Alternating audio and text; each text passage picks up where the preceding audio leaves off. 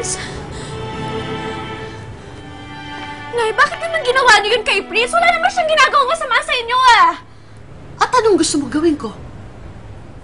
Ang konsentihin na gamitin ka niya? Gamitin? Hindi niya naman ako ginagamit eh! Anong hindi? Niligawan ka niya, binola ka niya, ginawa ka niyang girlfriend. At sa isip mo ba, sa pakiramdam mo ba, totoo na mahal ka niya? Totoo ang nararamdaman niya sa'yo? Sabihin mo nga sa akin. Ang sabi niya, mahal niya ako!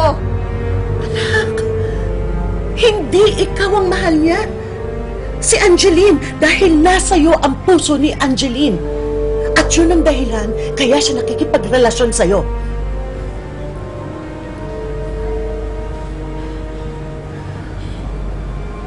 Pero, Nay,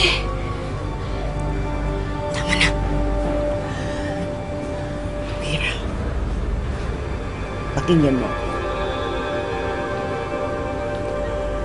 Alam ko na darating ang panahon na magmamahal ka ng isang lalaki.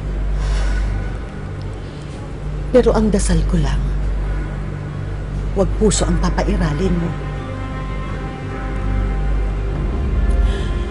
Lalo na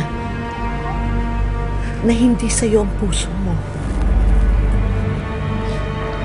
Kaya dapat mag-iingat ka sa lahat ng taong lumalapit sa'yo. Lalong-lalo na sa mga taong may koneksyon at malapit kay Angeline. Dahil maaaring kaya lamang sila lumalapit sa'yo, hindi dahil sa'yo bilang Lila, kundi dahil kay Angeline.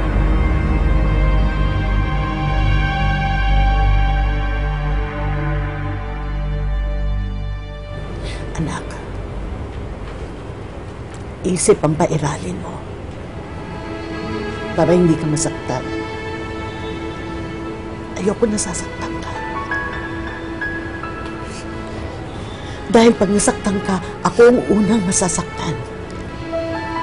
Kaya para sa kapakanan mo, anak, para hindi ka masaktan, layuan mo ng lalaki. Itigil mo na pakipagrelasyon mo sa kanya. At parang awa mo na, nakikiusap ako sa'yo.